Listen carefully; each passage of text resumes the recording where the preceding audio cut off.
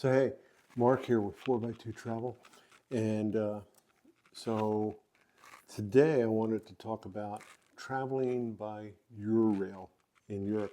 Now that's a little bit, some might think off topic. A lot of what Sharon and I have been talking about is cruising with NCL. We love NCL and cruising with them. Done a number of videos about cruising with NCL. But on our last trip, we went across on the Encore before the dry dock to Southampton, England. And we were going to come back on the Encore after dry dock, which gave us 16 days between the two cruises. So what do you do? We have friends in Europe. We thought, hey, we could go and visit some friends. We could go some other places in Europe and have a great time for 2 weeks. And as it turned out, we met a lot of other people. Some people went up to Scotland. Another family we met went over to Romania. Somebody else went to the Ukraine. So even people that weren't necessarily coming back from the Encore were taking the opportunity to travel after they got to Europe. So the question is always, all right, how do I travel around Europe? Now, I would say, of course, if you're going to come into England and you're just going to go to one other spot, then you can consider flying or taking another mode of transportation. Some people we met were going up to Scotland again. They rented a car. As we looked into all where we were going, renting a car would have been an option, but it means doing all that driving. And it's not exactly cheap to rent a car in Europe, at least from what I checked out. So then we checked out train, rail service. And the thing about Europe is the rail system is like crazy extensive. I mean, you can get to almost any city using the rail. It is safe. It is heavily used by the people of Europe. And looking at all the places we went were connected by rail. So the next thing is checking out passes. Again, if you're only going to go from Southampton to London, you just pay for one ticket. Because of all of our travel, because we were going to go from Southampton, we have friends up in Lancaster, which is kind of the northwest of England. We have other friends outside of Brussels, Belgium. We also wanted to visit Germany and Paris. And so with all our travel, it made sense to us to check out Eurail. So what we're going to do now is I'm going to show you the web page and how we chose our pass. Okay, here we are at the Eurail website and choosing your pass. Now I'm going to go ahead and zero this back out to how it shows up initially. But over here, first thing you do is how many travelers and what configuration. So we have 2 seniors, a wife and I, no youth. And over here you have the different combinations, different factors that go into choosing a pass. How long is your total travel? This is like within a month, within 2 months. And how many actual days you expect to be on the train or trains. Now, just be aware that these are calendar days. So if you have an overnight train trip at some point, say you get on the train at 10 p.m. and arrive at 6 a.m., that counts as 2 travel days. Now, in our trip, maybe we could have gotten by with the 7 days. I think we actually traveled 8 or 9, so it made sense for us to pick this one down here, 10 or less travel days within a 2-month period of time, and $844 for the 2 of us with the senior discount. Now, we come over here and I hit first class and it jumps up $230, which in some ways seems like a lot, but in other ways for all of our travel, 17 different trains over a 2-week period of time, we thought it was worth the extra. and I think it was in retrospect. And then you have 15 days in a row. So there's other options down here, and you pick which one works best for you. And again, this is the one that worked best for us, but there's just a lot of different options, whichever fits your travel the best. You then put it in the cart, pay for it. You get your ID number, and then the best thing to do is get on your phone, download the app, and connect it with your pass. And then you mainly use everything on the app on your phone. But anyway, well worth it for us, and that's just a little bit in a quick how to navigate that on the website. So that's how we chose our pass, and we found it to work very well. A lot of the legs that we took, we simply got on the train and we showed our pass. Not always, sometimes we did go in and there's a place where you look at your itinerary and you push the button and you put it over to your pass and you kind of create a ticket. Although I'm not sure we did that every time. And again, a lot of the conductors just said, hey, I see you have the pass. Don't worry about it. But there are some legs that you have to make reservations for, and I'll get into that. Well, we read, as you look at the trip planner, rail planner app on the phone, sometimes it says, you really ought to consider making reservations for this. And that always cost another 4, 6, 8 pounds. And what we found was that initially, as we were traveling, we would go to an agent, the ticket office at a station, and ask them to book us reserved seats on another leg, and they would do it for free. There were one time the guy at the ticket agent said, you really don't need to do this. These aren't that full.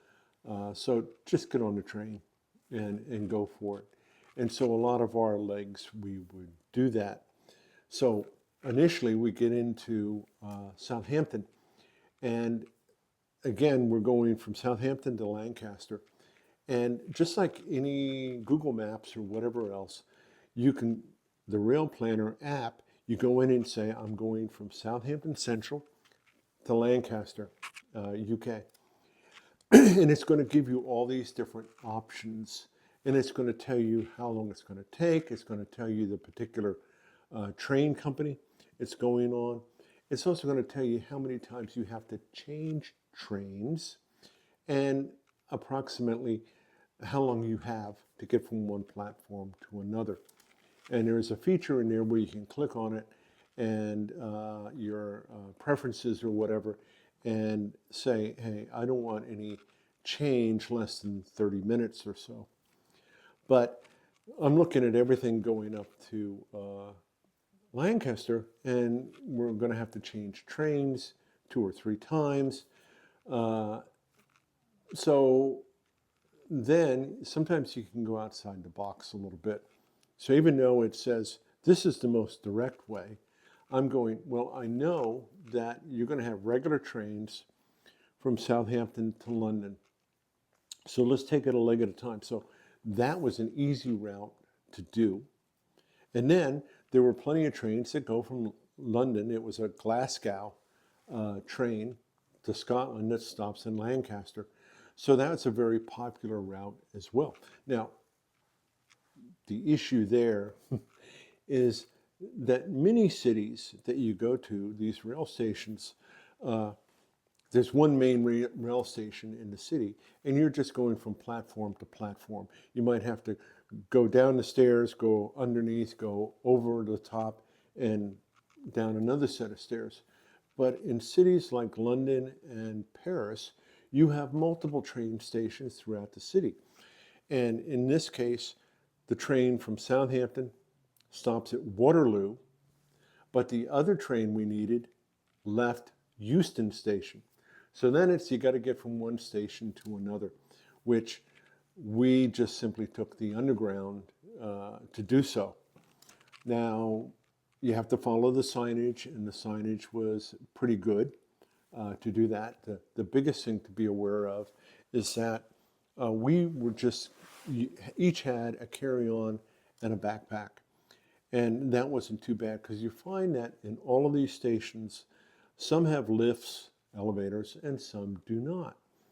So whether it's using the underground subway system or even just going from platform to platform, it wasn't that difficult. I mean, it was a challenge enough carrying the roller bags, the carry-on and the backpack. I certainly wouldn't want to do this with a full 50-pound suitcase. So just keep that in mind to pack light. So anyway, we got on the train from Euston to Lancaster. That worked fine, first class. They even served us food. We found that, almost every train has a dining car. Some train companies or legs actually bring you a menu first class, and you get served some amount of food, which was nice. Again, not all of them. That was kind of hit and miss. But beautiful cars, spacious tables or fold-down trays for us. And these are high-speed trains. These are going like 150, 200 miles an hour. And beautiful countryside as we ran up to Lancaster. Now, we had thought about taking a day trip to Scotland with our friends, but that was a little expensive for them.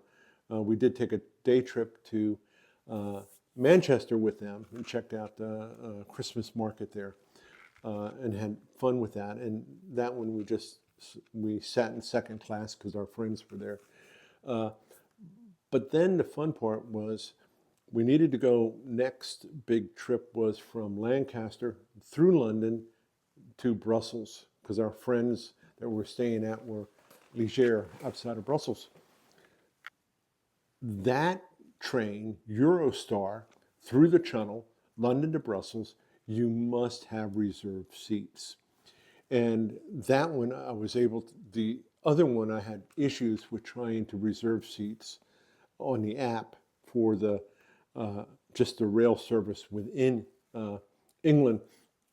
But this one worked fine, but it was like £84 for the two of us extra. We already had the Eurail pass, but it was £84 extra for the two of us for that one leg from London to Brussels. And at the same time, I reserved our seats from Paris back to London, and that was another £84. But the issue was I waited kind of too long to make those reservations, and we wanted to travel from England down to Belgium on either Thursday or Friday of that week, and I couldn't get reservations on either day. And so we had to bump it to Saturday, and I got reservations on Saturday. That gave us an extra couple days, and we actually then took a day trip. We just hopped on a train and went from Lancaster down to London, hung out in London all day, and back up to Lancaster. Again, just very smooth, just jumping on and off the trains. But then on Saturday, Friday night, it snowed in northern England. And so we're looking at the TV Saturday morning, the news, our friends were in as train cancellations. So we had to quickly jump in the car and go to a different station and made the train by 4 minutes. But got down to London. Again, we come into one station, Euston, and the international terminal to go Eurostar through the Channel is St. Pancras, which is connected with King's Cross. So again, we had to take the underground and get up to King's Cross, walk across to St. Pancras, and Eurostar, you really need to be there an hour early at least, because all the other trains we just walked on. Now they have security people and police around, but no metal detectors or baggage checks or anything like this. But this train, Eurostar, both passport control and everything going through a scanner. And then you're into this huge crowded waiting room for a period of time. And finally, the trains were very much on time, and we got on our train to Belgium. And these different trains, the smaller trains in England, usually the first class was either the first or last car, or maybe the first and last car on a train, but they were labeled. On Eurostar, we actually had, it was, car 13 and seat number 74 and 75. And so we had to go and make sure we found car 13 and find our seats. Again, very nice accommodations, high-speed train going to Brussels. We get to Brussels, it's the two terminals are connected, so we went from the international terminal over to the local, and a train down to Ligier where our friends met us. So, and again, our pass, we just showed our pass on that train. So our next step, after spending a few days with our friends in Ligier, is we were going to go down to Trier, Germany. I had lived near there. My dad was in the Air Force many years ago, and remember that city, and it was also close to another town where Sharon had where some of her relatives were from. So we hop on a train, Ligier, go down to one train down to Luxembourg, get off. We had lunch in Luxembourg, and then hop back on a different train down to Trier. And some of those trains in Germany, it wasn't the first and last car, it was first level, second level. So it was an upper deck to the train car, and that was first class. Very nice train. We get into Trier, check into our hotel, and then it's like, gee, we have time. Why don't we go down to Saarbrücken, the other town we wanted to visit, go down now in late afternoon, early evening, and we can catch their Christmas market. And so we did. We just walked back to the train station in Trier, hopped on the train, went down to Saarbrücken, and then popped back up to Trier that same evening, and everything went really, really smooth. Now, our next event was a little bit trickier because we wanted to go from Trier to Disney outside of Paris. Now, there are some, Disney Paris actually has a high-speed train station. And so there are certain cities in Europe that you can go directly to Disney Paris, which is a few miles east of Paris itself. So when I got on the app, it wanted to take us from Trier back to Brussels and a high-speed train to Disney. But I couldn't get reserved seats on that high-speed train when I started looking for them. And that was kind of an out-of-the-way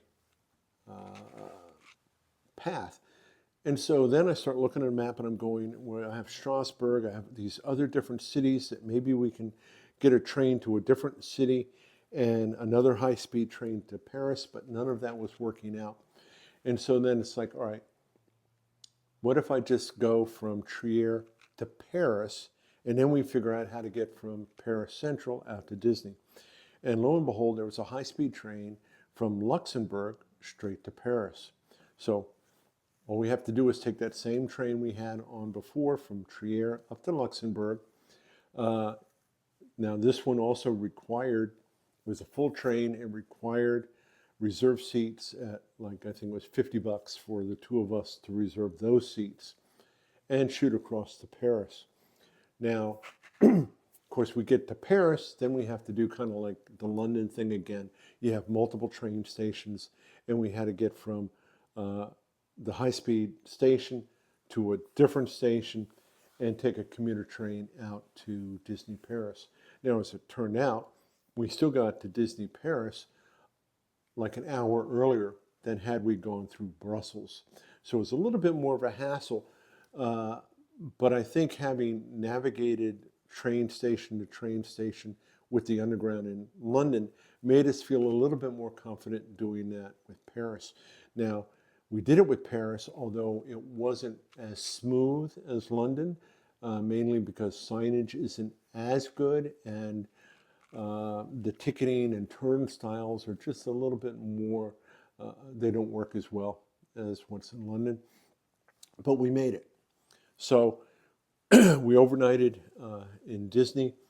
Then we spent a couple nights in a hotel on that same commuter line, which was not covered by the Eurail pass.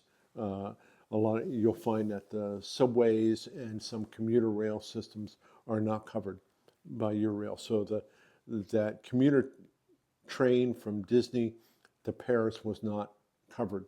So we had to pay a little extra for that. And we did a day trip into Paris. And then going back across to Southampton, then we again had to commuter train into Paris, take the subway over to, I think it was Nord. It's their international station. Again, go through the passport control and security and all of that. Much nicer waiting area in Paris.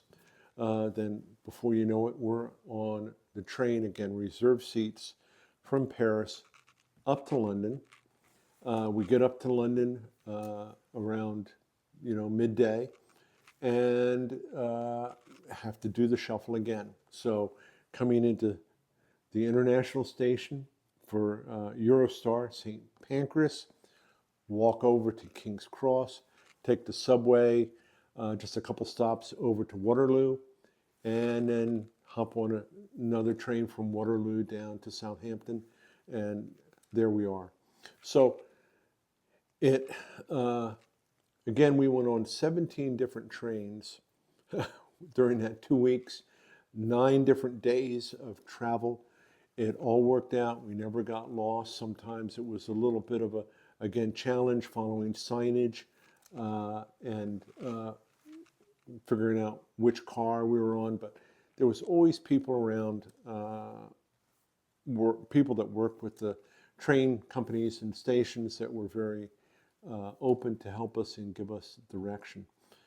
Definitely for paying about $900 for the tickets, to pay an extra $150 or whatever it was, $200 for first class was, in our estimation, very much worth it for the accommodations and a little bit extra food.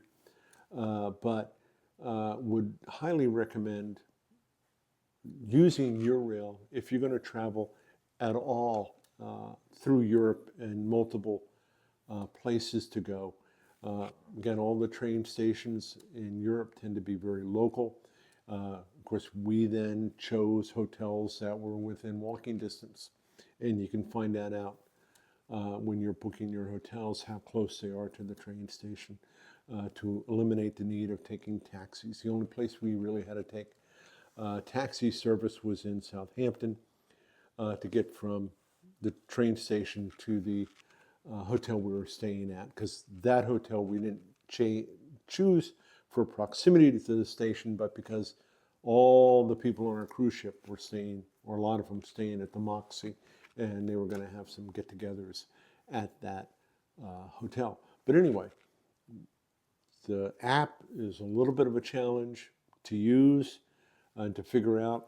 Again, think outside the box, look at a map and other options to get to A to B, so you can minimize how many changes that you do. But it doesn't take a lot of work to figure that out and come up with a better pathway or plan to get from point A to point B than just whichever one they initially suggest for you. But we had a great time.